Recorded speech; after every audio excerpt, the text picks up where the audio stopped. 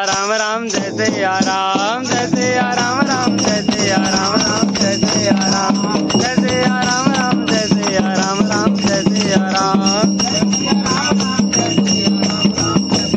राम जय सिया राम राम जय सिया राम राम जय सिया राम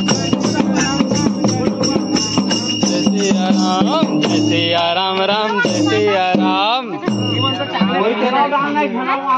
जय सिया राम राम जय सिया राम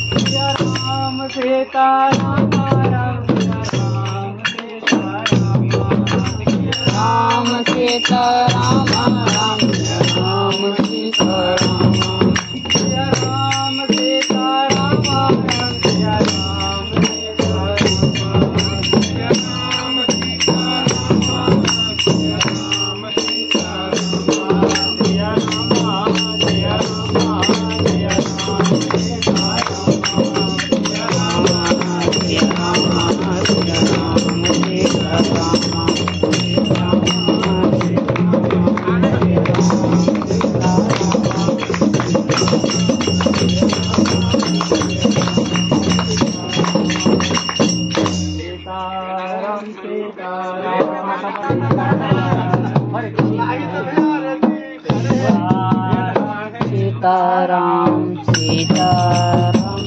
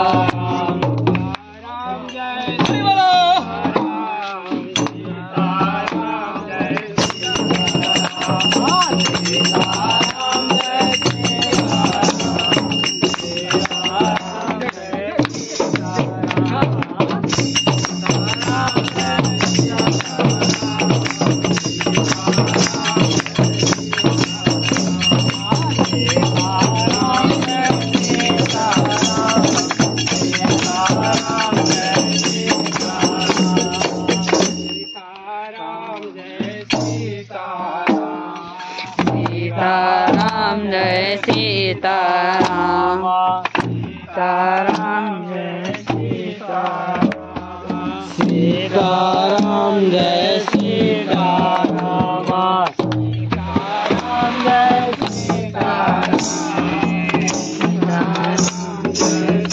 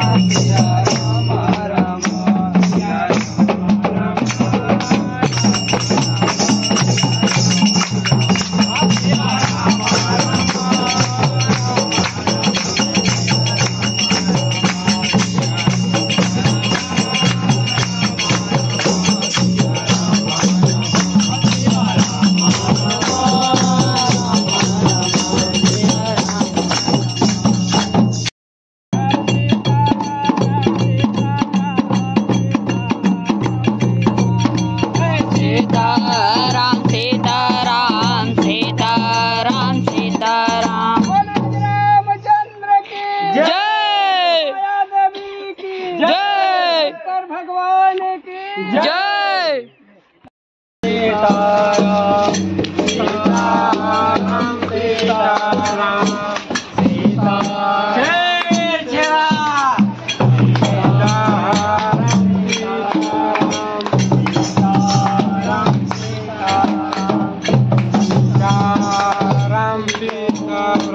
जय सीताराम जय सीताराम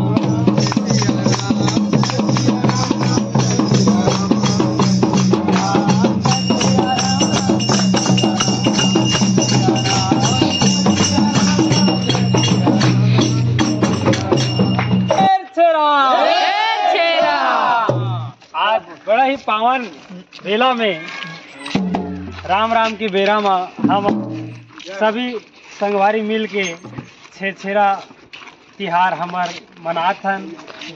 हमन छत्तीसगढ़ में ये पुन्नी के दिन आज से स्टार्ट है। तो आज के दिन हमन छेरा मांगथन घरों घर जाके और यही सब कार्य करथन भगवान श्री राम के, और गीत संगीत भजन करते हुए सब जन हमन छेरा तिहार ला मनाथन।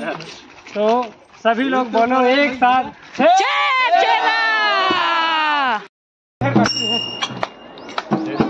गाँव गली शहर में जाते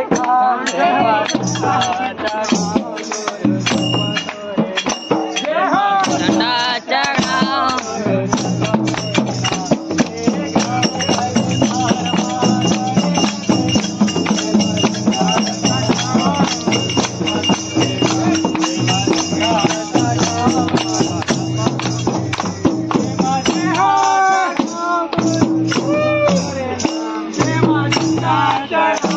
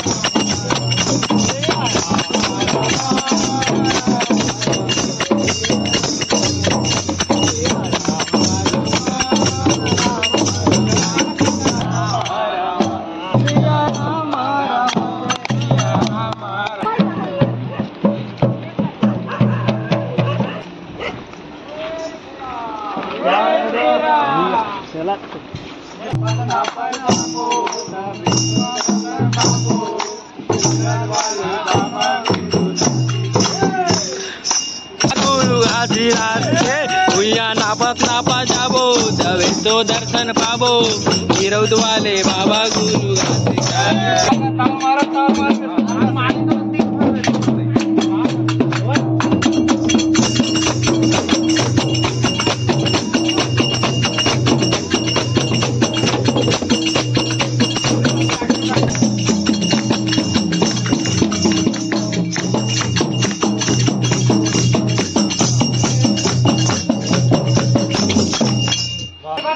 Sir, 1, 2, 3, start, maro.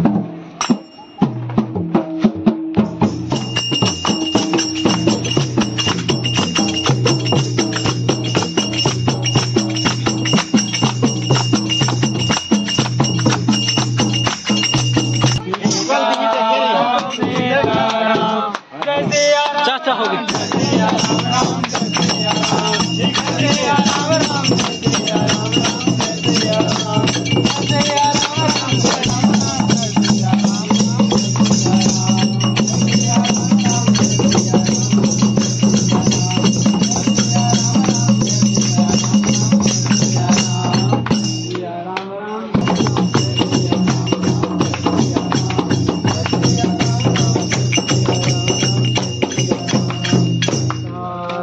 Sitaram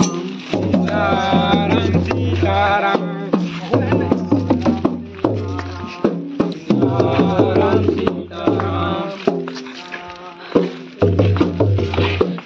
Sitaram Sitaram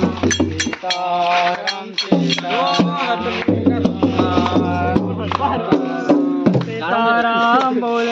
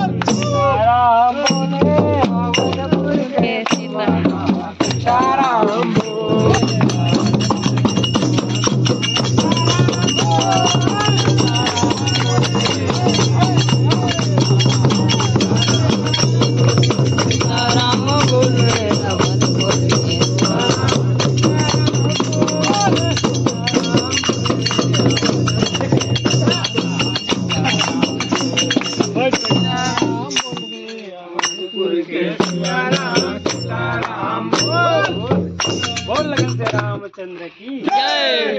Ram Siya Ram Ram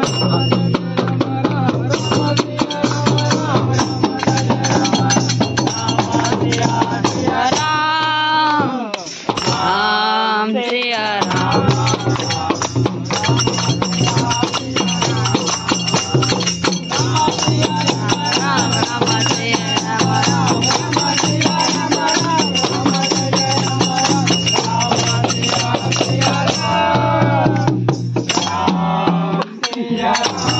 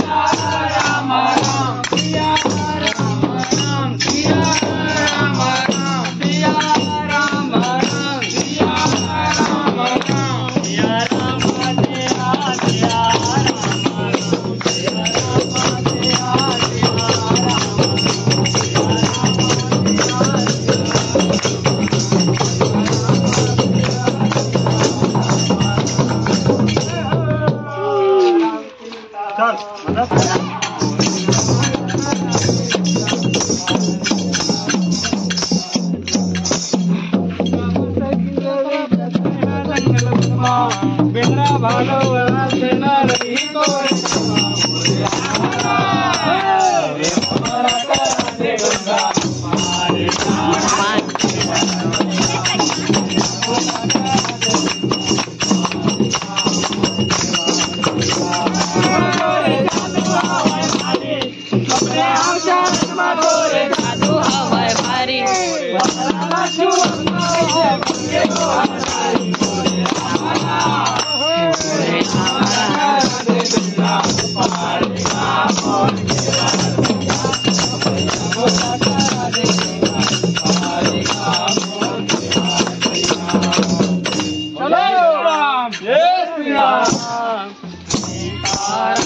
जय श्री राम।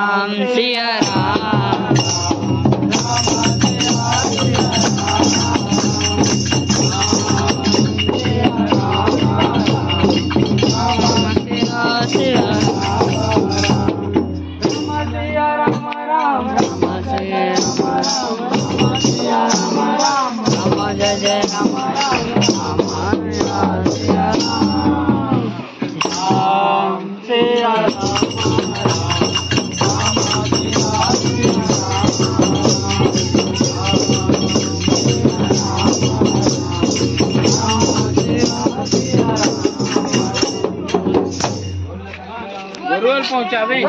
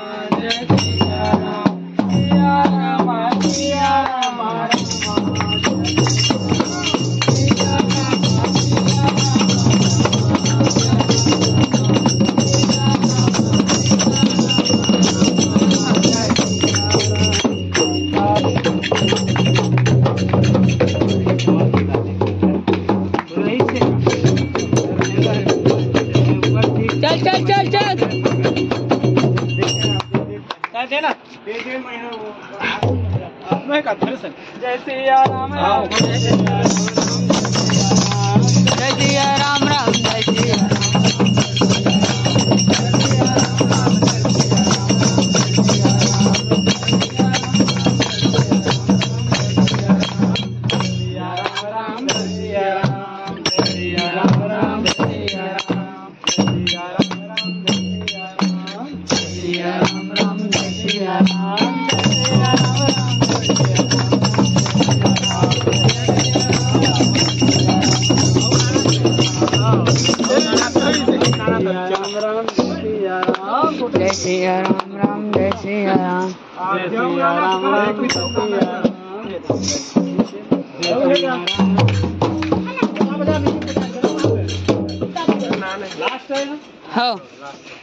ना छोड़ना नहीं तुम्हारे वो तोर माया के मारे वो ना छोड़ना नहीं तोर माया के मारे वो ना छोड़ना छोड़ना नहीं तो भाई तोर माया के मारे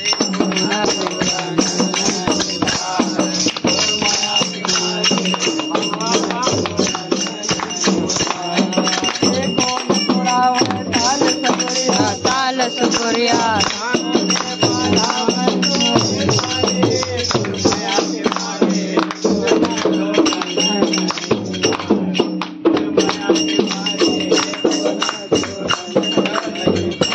बोल लगन से रामचंद्र की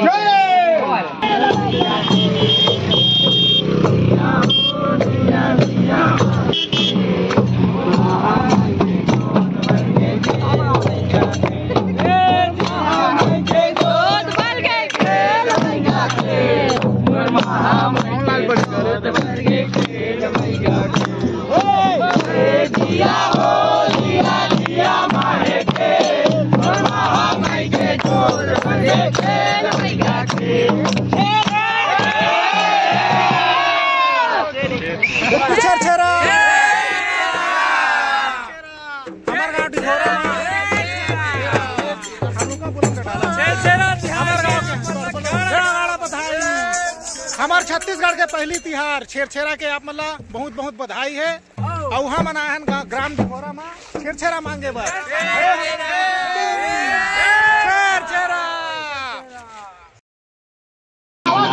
तो जय जोहार जय छत्तीसगढ़ संगवारी हो। तो आज हमन आए हैं पिकनिक मनाएला। आज हमार गांव में छेरछेरा मांगे हैं। छेरछेरा मांगे के बाद हमन संगी सब कोई मिल के पिकनिक मनाए आए हैं। देख सकत हो वो तरफ आओ पिकनिक वाला भाई बन आए रही से आओ झिन मनोती पर है दिखत नहीं है।